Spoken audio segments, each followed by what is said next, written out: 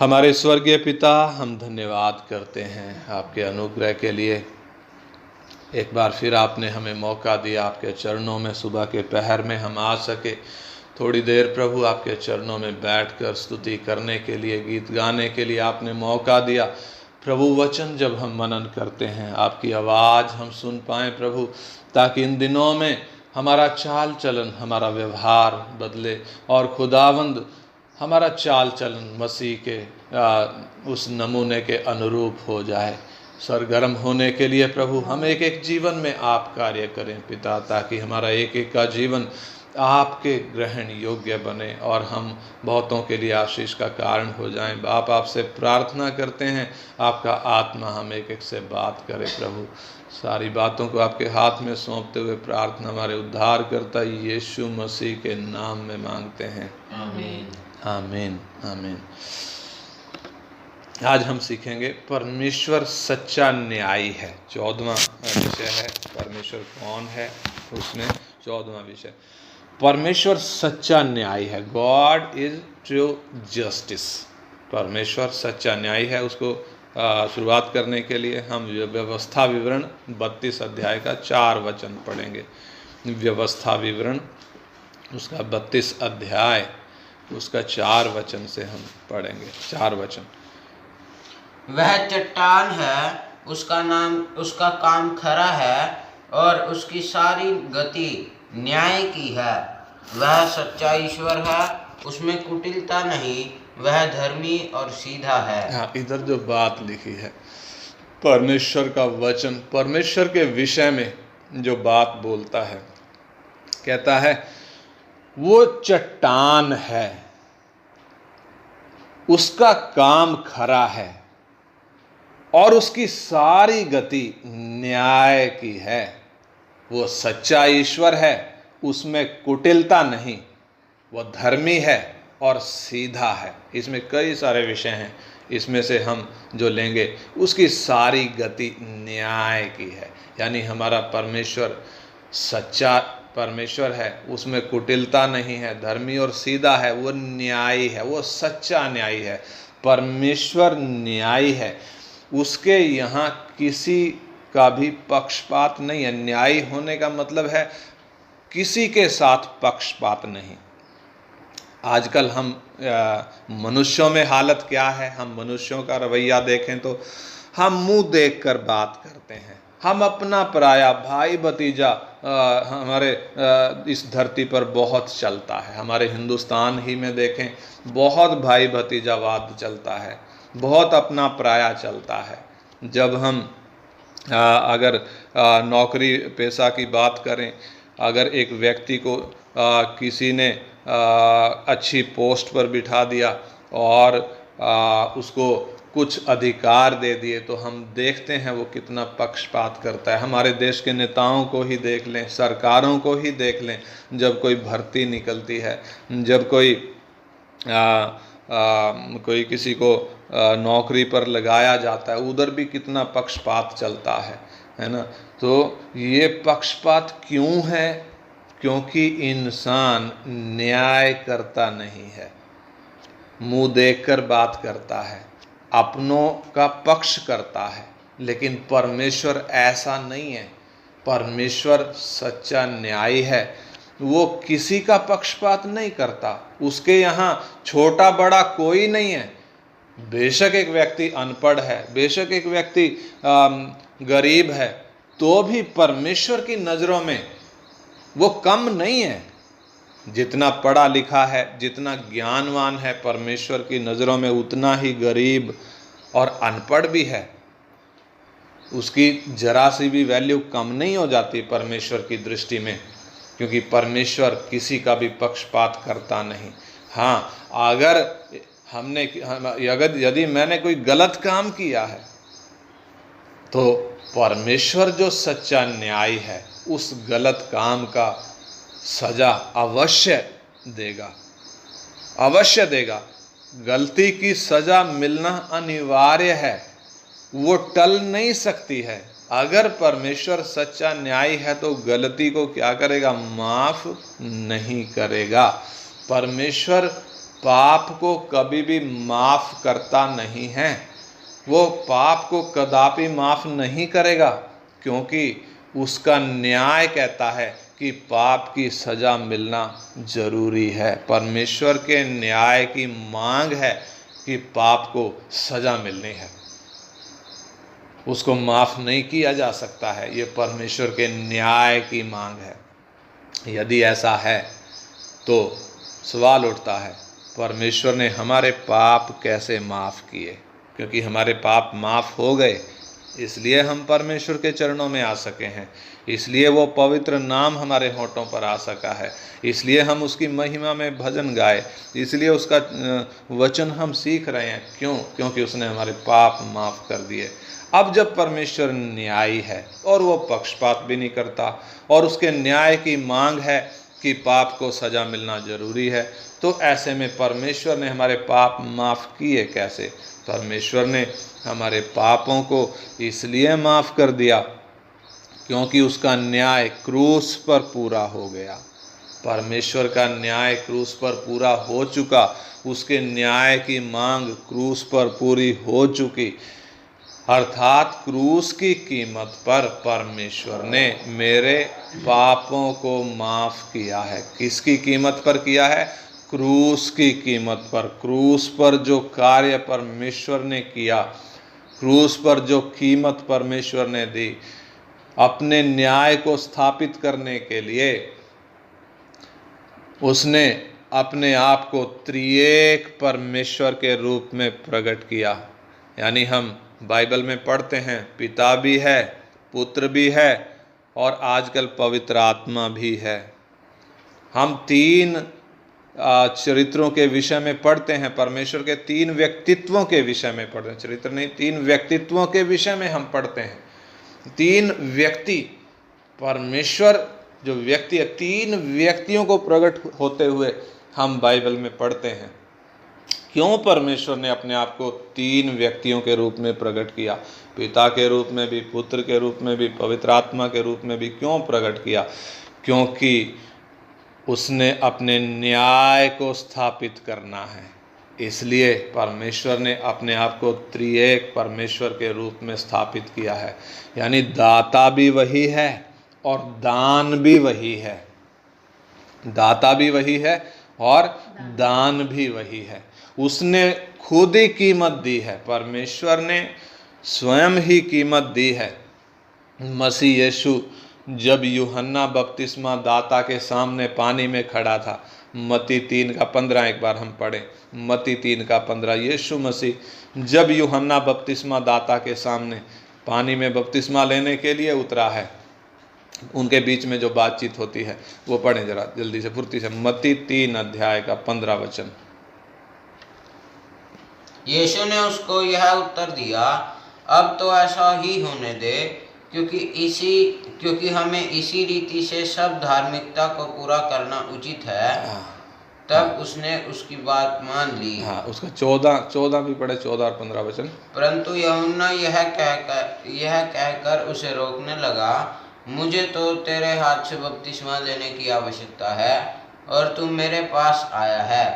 यीशु ने उसको यह उत्तर दिया, अब तो ऐसा ही होने दे, क्योंकि हमें इसी रीति से सब धार्मिकता को पूरा करना उचित है। हाँ, जब यूहन्ना बपतिस्मा दाता लोगों को मन फिराव का बपतिस्मा दे रहा था, यीशु मसीह भी अपनी पृथ्वी की सेवा को आरंभ करने से पहले यूहन्ना के पास आया, बपतिस्मा लेने के लिए आया।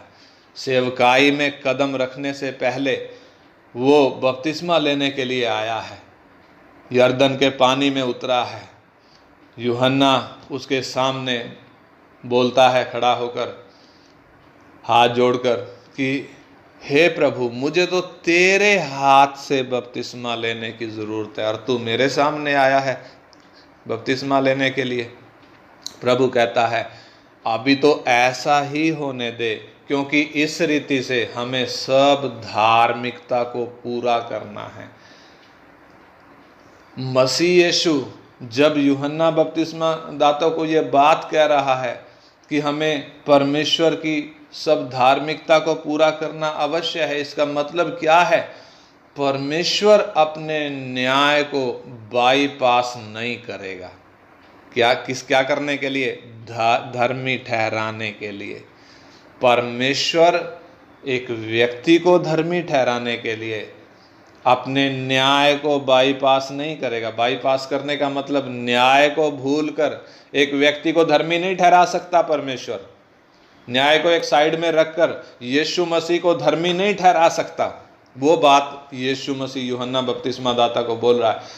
क्या बोल रहा है? कि परमेश्वर जो न्यायी है वो अपने न्याय को भूलकर हमें धर्मी नहीं ठहरा सकता, बल्कि यदि उसकी धार्मिकता यदि पूरी होनी है तो बपतिस्मा लेना अवश्य है। यदि परमेश्वर की धार्मिकता पूरी होना है तो मुझे पानी में उतरना अवश्य है, क्योंकि पानी में उतरकर यीशु पापियों की साइड में आ गया।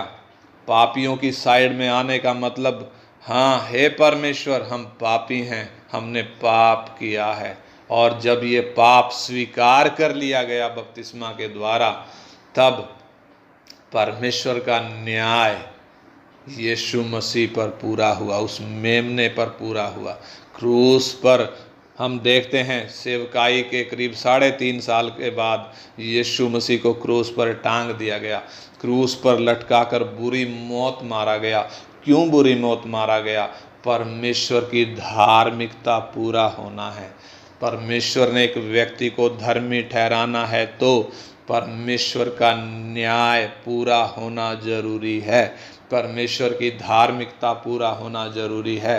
परमेश्वर अपने न्याय को बाईपास करके किसी को भी धर्मी ठहरा नहीं सकता। वो सच्चा न्याय है।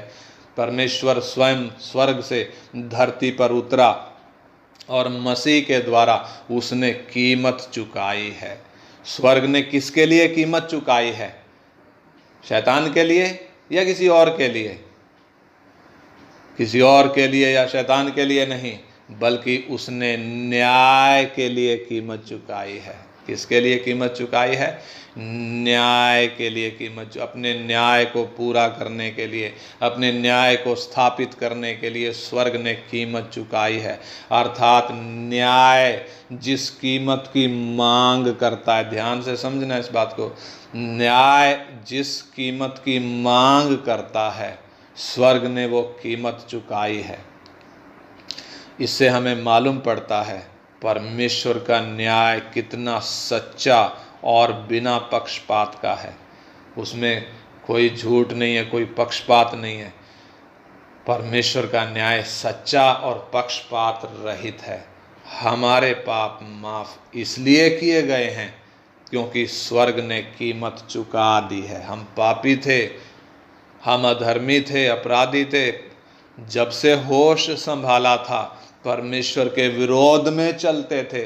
आदम का पाप तो हमारे अंदर हमारे जन्म से ही था, लेकिन जब से हमने होश संभाला हम परमेश्वर के विरोध में चलते थे। जो उसकी दृष्टि में बुरा है वही हम करते थे। परमेश्वर का वचन कहता है उसने हमारा पालन पोषण किया, उसने हमें बढ़ाया भी, लेकिन हमने उसके साथ बलवा किया। हमने उसके साथ बलवा कैसे किया? हम अपनी ही मर्जी से चलते थे। परमेश्वर की मर्जी को कभी हमने जानने की कोशिश नहीं करी। हम अपनी दृष्टि में खुद ही धर्मी बने बैठे थे। परमेश्वर की धार्मिकता को जानने की कभी हमने कोशिश नहीं करी। ऐसे में हम जब आदम के पाप की वजह से पापी थे और अपने कामों के वजह से भी पापी थे, परमेश्वर का वचन कहता है कोई धर्मी नहीं, एक भी नहीं, क्योंकि सबने पाप किया है और परमेश्वर की महिमा से रहित हैं। सब ने पाप किया और परमेश्वर की महिमा से रहित हैं। रोमियो 5:12 में भी लिखा है, एक मनुष्य के द्वारा पाप जगत में आया और पाप के द्वारा मृत्यु आई, और इस रीति से मृत्यु सब मनुष्यों में फैल गई क्योंकि सब ने पाप किया है। यानी आदम का पाप जो हमारे अंदर आया वो ऐसे ही नहीं आ गया। हम कब पापी ठहरे? जब हम निर्णय लेने की स्थिति में आ गए, लेकिन हमने निर्णय गलत लेने शुरू कर दिए। जब हम अपनी मर्जी से चलने लग गए, जब माँ बाप हमको बोलते थे बेटे ऐसे नहीं ऐसे कर लो, ना जी मैं ऐसे ही करूँगा, मैं अपनी मर्जी से करूँगा। स्कूल में हम गए तब भी अपनी मर्जी। जब हमने सही फैसला लेने का हमारे होश में जब हम आए, पहचान में जब हम आए, मूसा के विषय में हम पढ़ते हैं, जब वो सयाना हो गया, अपने दिनों में जब वो आ गया, निर्णय लेने की पहचान में जब वो आ गया, उसने फिरौन की बेटी का बेटा कहलाने से इनकार कर दिया। लेकिन हम अपने विषय में देखें तो जब हम फैसला लेने की हालत में आए, जब हम निर्णय लेने की हालत में आए, जब हमने परमेश्वर को स्वीकार करना था, परमेश्वर को स्वीकार करने की बजाय जब हम अपने ही इच्छाओं को पूरा करने के लिए निकल पड़े, हम पापी ठहरा दिए गए। अब ऐसे में हम जब पापी थे, हमने अपराध किए थे, परमेश्वर के विरोध में चले थे, हमारे पाप इसलिए माफ किए गए हैं क्योंकि स्वर्ग ने कीमत चुका दी है। क्रूस पर उसने न्याय को पूरा कर दिया है। हम उस परमेश्वर के हाथ में हैं जो सच्चा न्यायी है, हम उसके हाथ में हैं। अब सवाल उठता है कि क्या दोबारा यीशु क्रूस पर मरेगा? कारण हम में से कई लोग ऐसे हैं जो बार बार गलती करते रहते हैं और माफ़ी मांगते रहते हैं। सोचते हैं गलती कर लो, माफ़ी मांग लेंगे तो माफ़ी मिल जाएगी। हम परमेश्वर के न्याय को हल्के में लेते हैं।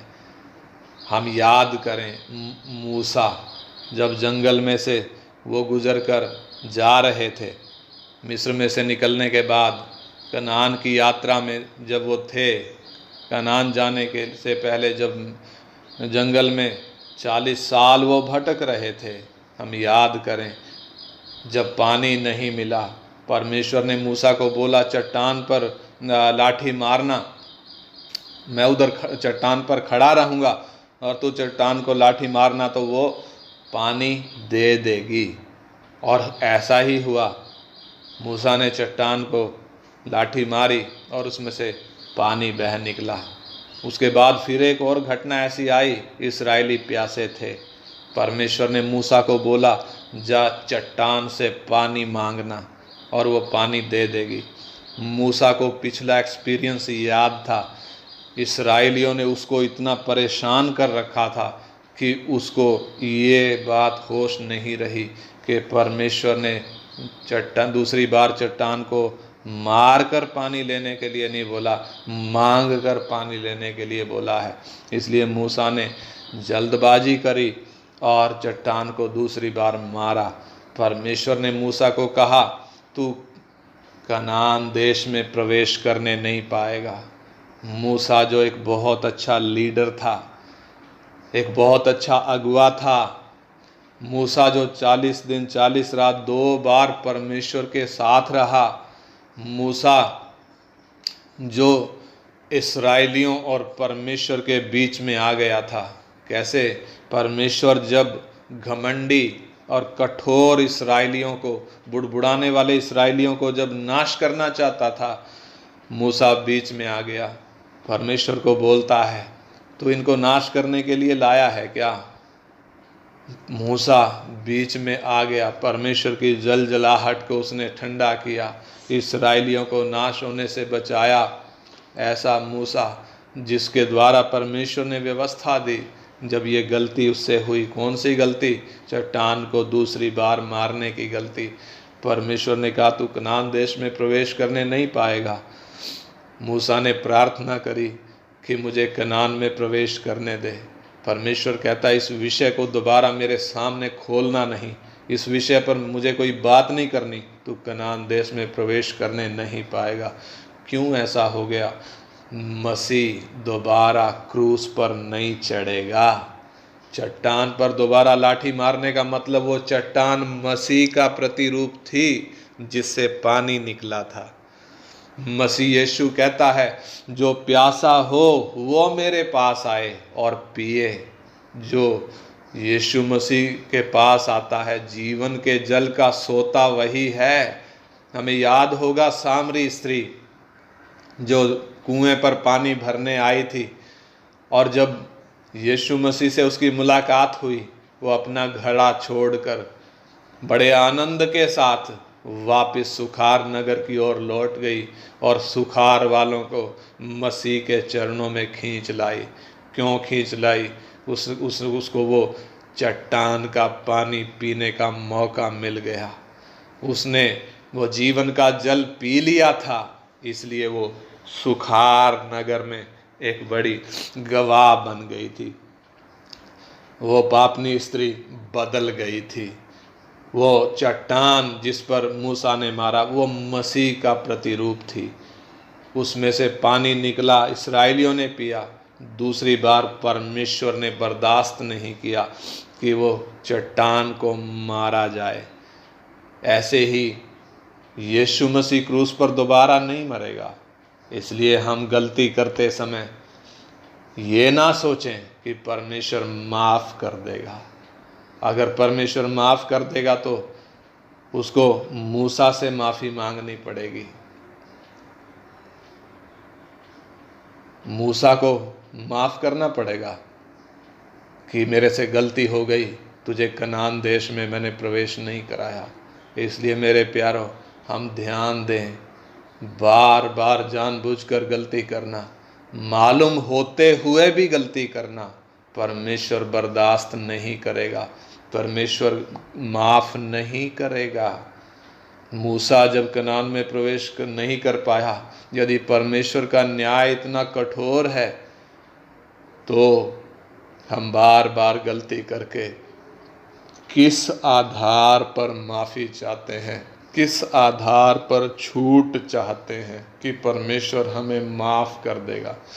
हम में से कई तो गलती करते हुए डरते भी नहीं हैं, बार बार गलती करते रहते हैं। गलती करना ऐसा सोचते हैं जैसे अधिकार ही हो गया है, एक के बाद दूसरी गलती करते ही रहते हैं। जीवन में अलगदाई को कोई महत्व नहीं देते हैं। ऐसे में परमेश्वर का वचन हमें साफ साफ चेतावनी देता है। गलाती 6 अध्याय का 7 वचन पढ़े। गलाती 6 अध्याय का 7 वचन, गलेशियंस चैप्टर 6 वर्स 7। गलातियों की पत्री 6 अध्याय उसका 7 वचन हम पढ़ेंगे।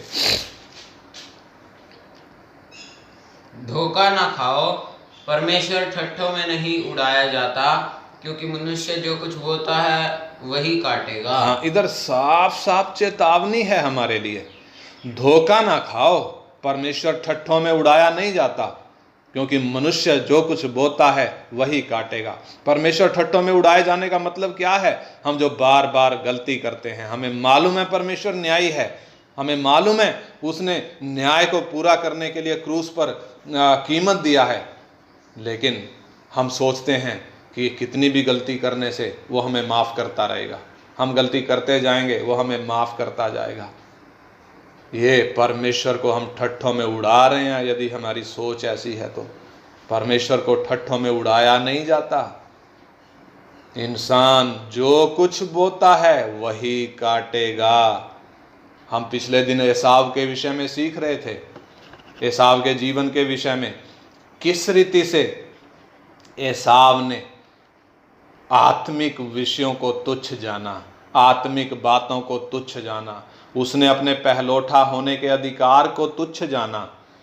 उसने परमेश्वर की व्यवस्था को, परमेश्वर के किए हुए वायदे को, परमेश्वर के द्वारा बांधी हुई वाचा को, परमेश्वर के द्वारा खाई हुई शपथ को तुच्छ जाना।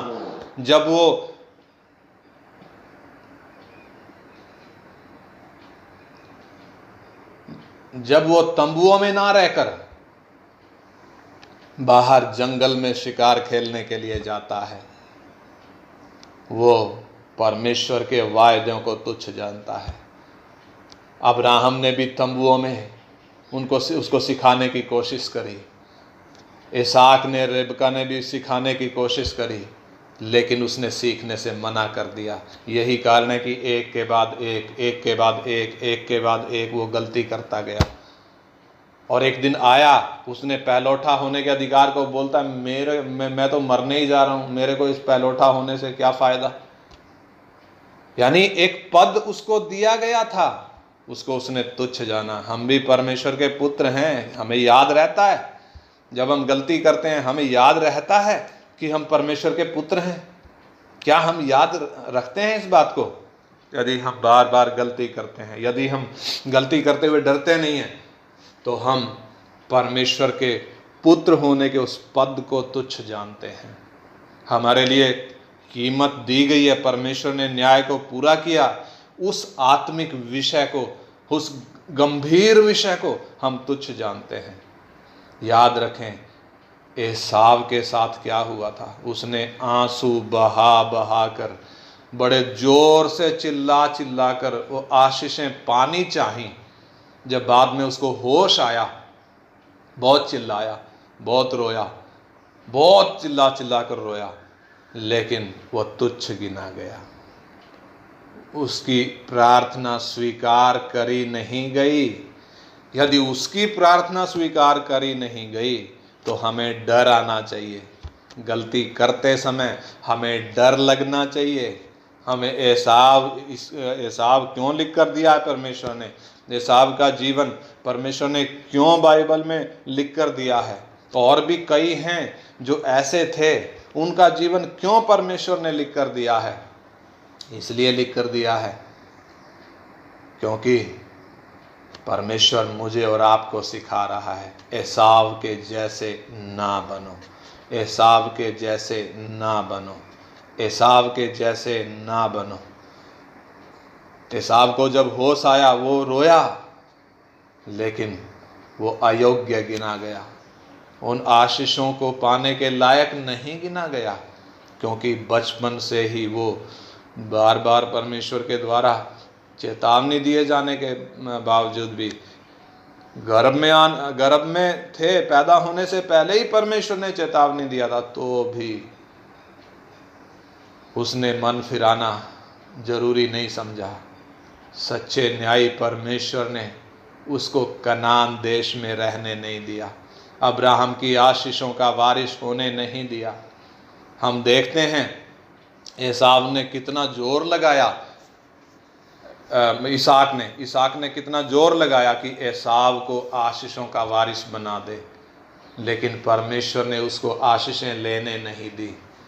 और पहलोठा था वो, परमेश्वर ने उसको पहलोठे का अधिकार भी लेने नहीं दिया, बल्कि किसी और ने उसका अधिकार छीन लिया। इन सब बातों के पीछे हम ध्यान दें, कौन है इन बातों के पीछे? इन बातों के पीछे है एसाव की लापरवाही, आत्मिक विषयों को तुच्छ जानना, आत्मिक बातों के प्रति उदासीन होना। ऐसे ही यदि हम भी परमेश्वर के न्यायी होने के विषय को ध्यान नहीं रखते हैं, बार बार गलती करते जाते हैं, सोचते हैं प्रभु माफ़ कर देगा, उसके चरणों में बैठकर माफ़ी मांगेंगे तो माफ़ी मिल जाएगी।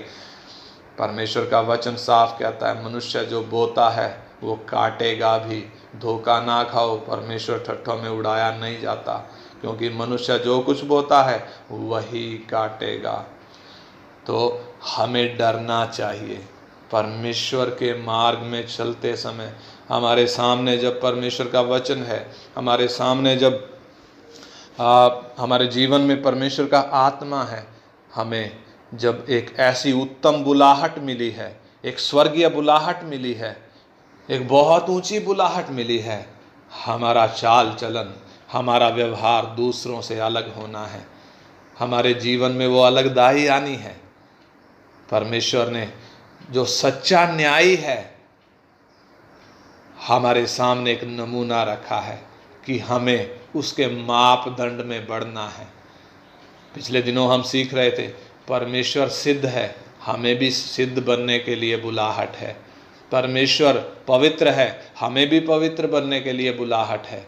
मसीह के द्वारा परमेश्वर ने वो नमूना हमारे सामने रखा है, जिस नमूने के अनुसार हमने बनना है। ऐसे ही परमेश्वर न्यायी है, हमें भी परमेश्वर न्यायी है, तो वैसे ही परमेश्वर के समान न्यायी भी होना है। परमेश्वर का वचन हमसे कहता है, पहला कुरिन्थी 6 अध्याय उसका 1 से 3 वचन पढ़ेंगे। पहला कुरिन्थी 6 अध्याय उसका 1 से 3 वचन। पहला कुरिन्थी 6 अध्याय उसका 1 से 3 वचन पर लिखा, क्या तुम में से किसी को यह याद है कि जब एक दूसरे के साथ झगड़ा हो तो फैसले के लिए अधर्मियों के पास जाए और पवित्र लोगों के पास ना जाए?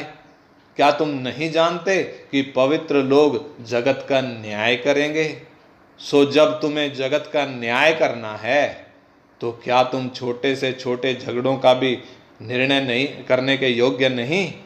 क्या तुम नहीं जानते कि हम स्वर्गदूतों का न्याय करेंगे, तो क्या सांसारिक बातों का निर्णय ना करें? इसका मतलब क्या है? परमेश्वर का वचन हमको बोलता है, याद दिलाता है, परमेश्वर न्यायी है और उसने हमें जो बुलाहट दी है, हम परमेश्वर की उस पहचान में आना है। हमारे सामने जो नमूना है वो अब्राहम का नहीं है, वो दाऊद का नहीं है, वो मूसा का नहीं है। हमने दाऊद के जैसा नहीं बनना, हमने नूह के जैसा या मूसा के जैसा नहीं बनना है, या पौलुस के जैसा हमने नहीं बनना है, पतरस के जैसा हमने नहीं बनना है, बल्कि हमारे सामने जो नमूना रखा है वो स्वर्गीय है। वो स्वर्ग ने हमारे सामने रखा, वो मसीह है। इसलिए हम एक दूसरे को देख कर ना चले। हम ये ना सोचें दाऊद ने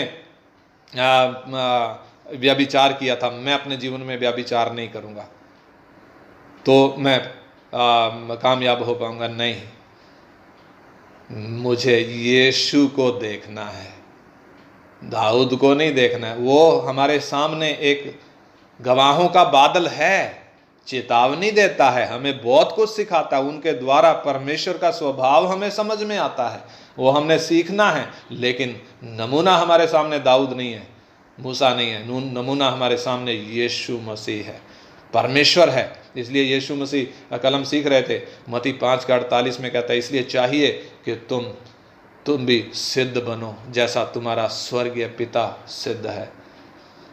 पहला पतरस में लिखा है कि जैसा तुम्हारा बुलाने वाला पवित्र है, तुम भी अपने सारे चाल चलन में पवित्र बनो।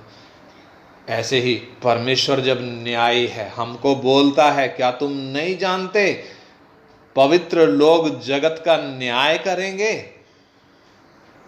क्या तुम नहीं जानते हम स्वर्गदूतों का न्याय करेंगे? तो क्या संसारिक बातों में, संसार में रहते हुए हम न्याय ना करें? यदि हम अभी पक्षपात करते हैं, यदि हम अभी झगड़ा होता है तो अधर्मियों के पास जाते हैं, अधर्मियों का पास मतलब अविश्वासियों के पास जाते हैं। हमारे रिश्तेदार बहुत सारे अविश्वासी हैं, परिवार में कोई समस्या आती है तो क्या हम उन अविश्वासियों के पास जाते हैं न्याय करने के लिए ताकि वो समझौता कराएं? उस बात को परमेश्वर चेतावनी देता है कि नहीं, हमें अविश्वासियों के पास नहीं जाना है, हमें पवित्र लोगों के पास जाना है, और बल्कि हमें खुद ही एक सही न्याय करने वाला बनना है। हमारे जीवन में किसी बात को लेकर पक्षपात नहीं आना है।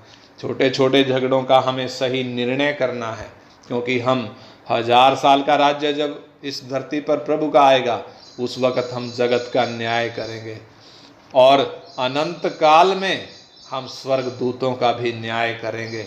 इसलिए परमेश्वर हमारे सामने ऐसी परिस्थितियां बनाकर देता है, छोटी छोटी परिस्थितियां बनाकर देता है, ताकि उन परिस्थितियों में हम सही निर्णय करना सीख जाएं। जैसे शेर के जो बच्चे होते हैं, शेरनी जो होती है, शेरनी अपने बच्चों को शिकार करना कैसे सिखाती है? शेरनी अपने बच्चों को शिकार करने के लिए पहले जब बच्चे छोटे हैं, शेरनी खुद एक शिकारी को पकड़ती है। जैसे हिरन है, हिरन को उसने पकड़ा, उसको थोड़ा अधमरा कर दिया, पूरा जान से नहीं मारा, उसको थोड़ा होश में छोड़ दिया ताकि वो उठकर भागने की कोशिश करे। उतना उसको पकड़कर वो छोड़ देती है और अपने बच्चों को इशारा करती है कि अब वो शिकार करें, अब वो उसको पकड़ कर मारें। अब बच्चे जब उसको पकड़ कर मारने की कोशिश करते हैं तो वो शिकार ये सोचकर कि ये तो बच्चे हैं, वो उठकर भागने की कोशिश करता है, और जब वो भागने लगता है तो फिर शेरनी उसको पकड़ती है। वो क्यों बच्चों को इस तरीके से सिखा रही है? क्योंकि कल को बच्चों ने शिकार करना है, इसलिए वो दांव पेंच वो बचपन से ही सिखाना शुरू कर देती है। बिल्ली भी अपने बच्चों को ऐसे ही सिखाती है। परमेश्वर भी हमें कुछ ऐसे ही सिखा रहा है। हमारे सामने छोटी छोटी परिस्थितियां पैदा करता है।